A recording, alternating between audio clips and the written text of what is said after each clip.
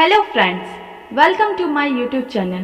पिछले वीडियो में हमने नेट के पाठ्यक्रम में संकलित इकाई 7 की कहानी चंद्रदेव से मेरी बातें का कथावाचन किया था।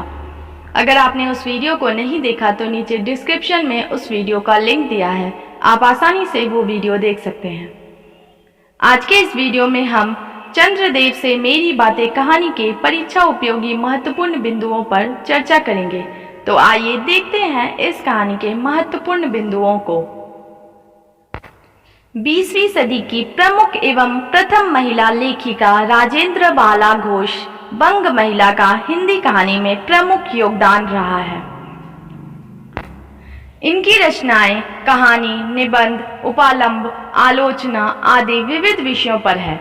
बंगला की प्रमुख रचनाओं का अनुवाद भी इन्होंने किया है। इनकी मुख्य कृतियां हैं कहानी दुलाई वाली, भाई बहन, हृदय परीक्षा, निबंध, गृहचर्या, स्त्रियों की शिक्षा, हमारे देश की स्त्रियों की दशा, ललित निबंध में चंद्रदेव से मेरी बातें।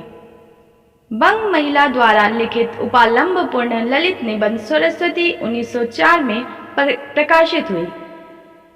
चंद्रदेव से मेरी बातें छोटी रचना है, किंतु उसके प्रत्येक शब्द गागर में सागर की तरह है। सन 1904 ईस्वी के राष्ट्रीय आंदोलन को उद्घाटित करने हेतु यह एक सफल ललित निबंध है तथा बंग महिला के व्यक्तित्व एवं राष्ट्रीय भावना का परिचायक भी है। चंद्रदेव से मेरी बातें पहली राजनीतिक कहानी है। इस कहानी के पात्र हैं भगवान चंद्रदेव और लेखिका बंग महिला राजेंद्र बाला घोष। इस कहानी में निहित उद्देश्य है, इस निबंध में अंग्रेजी शासन, उसके शासक तथा पद्धति के साथ अंग्रेजों की जातीयता पर प्रश्न उठाते हुए अंग्रेजों द्वारा भारतीयों का किए जा रहे शोषण के संबंध में व्यंग्यात्मक तरीके से लिखा गया है। अंग्रेजों की कूटनीतिज्ञ कला विद्या, उनकी जीवन पद्धति, कानून व्यवस्था के साथ साथ उनके कार्यालय की क्षमता पर व्यंग करते हुए राष्ट्रीय चेतना को उजागर करने का साहित्यिक उपक्रम है। कहानी के माध्यम से लॉर्ड कर्जन पर व्यंग किया गया है। इस कहानी की केंद्रीय विषय अर्थनीति व राजनीति है। नारी के साथ अमानवीय व्यवहार का जिक्र है। इस कहानी में शिक्षा व्यवस्था की दुर्दशा और उससे संबंधित सुविधाओं का असमान वितरण पर व्यंग है। तो आइए देखते हैं इस कहानी की कथा वस्तु को। कहानी के क्षेत्र में बंग महिला ने इस आत्मकथ्य प्रधान शैली का जितना विकास किया है, उतना उपयुक्त विकास कोई भी कहानीकार नहीं कर सका है। इन्होंने आत्मकथ्य शैली को नवीन मुद्रा प्रदान की और कहानी को पूरे तेवर के साथ आगे बढ़ाया। इनकी कहानी चंद्रदेव से मेरी बातें आत्मकथ्य विधा को काफी आगे बढ़ाने वाली है। इस कहानी का व्यंग अपने युग की राजनीतिक और सामाजिक विद्रूपता पर कशाघात करने वाला था। इसमें भारत के हास्य चित्रण के साथ अंग्रेजों की जातिगत पक्षपात नीति का पर्दाफाश व्यंग्यात्मक शिल्प में किया गया। अंग्रेजी सरकार के असंगत कार्यों की आलोचना चंद्रदेव से बात करने के बहाने की गई। इसमें युग संदर्भों के उभार का तेवर अत्यंत साहसिक है। एक छोटी सी कहानी में विचारों, तर्कों, समय की प्रवृत्तियों और राजनीतिक आयामों को एक सूत्रता में बांधकर कहानी का रूप दे देना केवल बंग महिला के बूते की बात थी। चंद्रदेव से मेरी बातें आख्यायिका बंग महिला के साहसिक लेखन का दस्तावेज है। सन 1906 में अंग्रेज शासकों पर इतने तीखे व्यंग करके कहानीकार ने अपने व्यक्तित्व की दृढ़ता का परिचय दिया था। उक्त कहानी में उन्होंने भारतवासियों को कुछ सोचने विचारने पर मजबूर किया और युगीन प्रश्नों को सघन संदर्भ देकर ज्वलंत बना दिया। चंद्रदेव से मेरी बातें में सामायिक स्थितियों का उद्घाटन संबोधन के स्तर पर किया गया। लॉर्ड कर्जन की कमीशन और मिशन दोनों ही अत्यंत प्रिय है।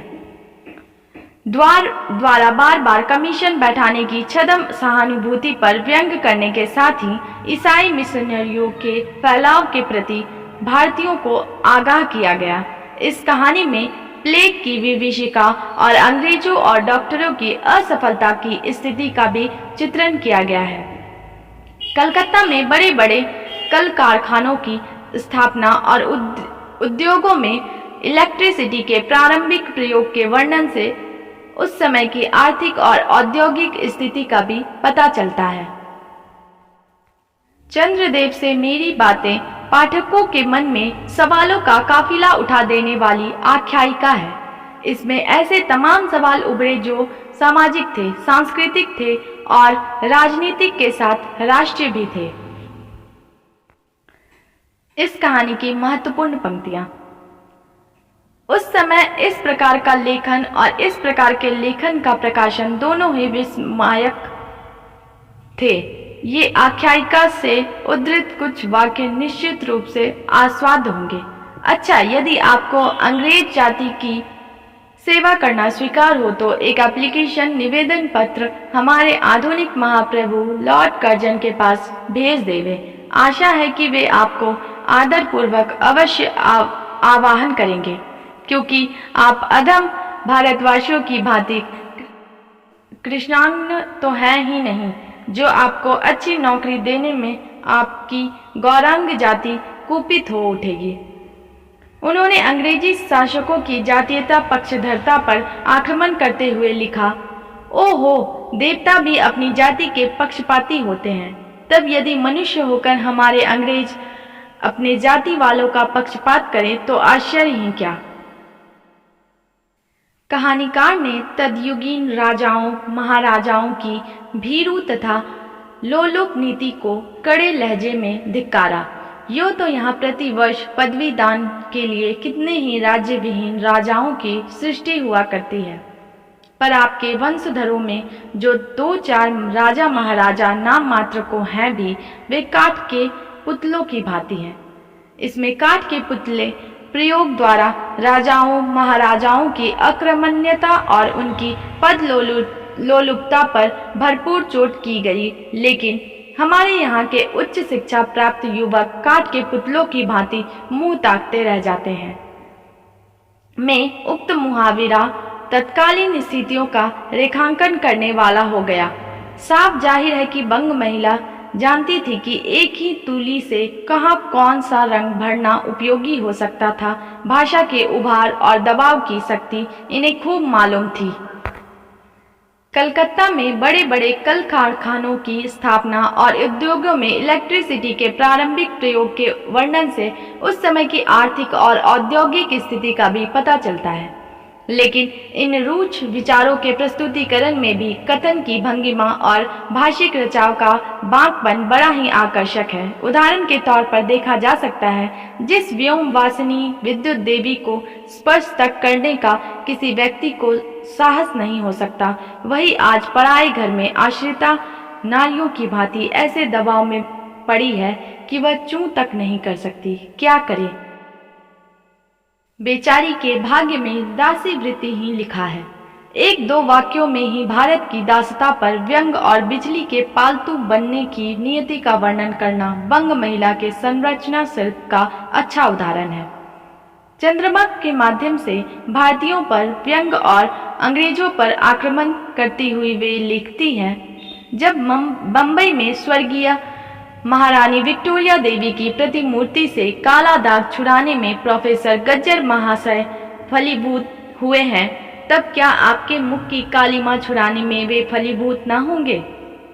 हिंदी कहानी लेखन के प्रथम 2 दशकों में इस प्रकार सामाजिक समस्याओं के नए क्षितिजों का संस्पर्श किसी भी दूसरे कहानीकार में नहीं पाया जाता। चंद्रदेव से मेरी बातें पाठकों के मन में सवालों का काफिला उठा देने वाली आख्यायिका है। इसमें ऐसे तमाम सवाल उभरे जो सामाजिक थे, सांस्कृतिक थे और राजनीतिक के साथ राष्ट्रीय भी थे। आख्यायिका का आरंभ ही सवालों से किया गया है। भगवान चंद्रदेव, आपके कमलवत कोमल चरणों में इस दासी का अनेक बार प्रणाम। आज मैं आपसे 2-4 बातें करने की इच्छा रखती हूँ। क्या मेरे प्रश्नों का उत्तर आप प्रदान करेंगे? द्वैध युगीन आत्मकथ्य शिल्प की कहानियों का तुलनात्मक मूल्यांकन करने से यह बात साफ हो जाती है कि बंग महिला इस शैली की कहानी लिखने में पूर्णतया मौलिक और अन्य कहानीकारों से कुछ कदम आगे थी। आशा करती हूँ कि मेरा छोटा सा प्रयास आप सभी को अच्छा लगा होगा। अगर वीडियो पसंद आए तो चैनल को लाइक, शेयर, सब्सक्राइब करें और बेल आइकन दबाएं ताकि आने वाली वीडियोस की नोटिफिकेशन आपको मिल पाए।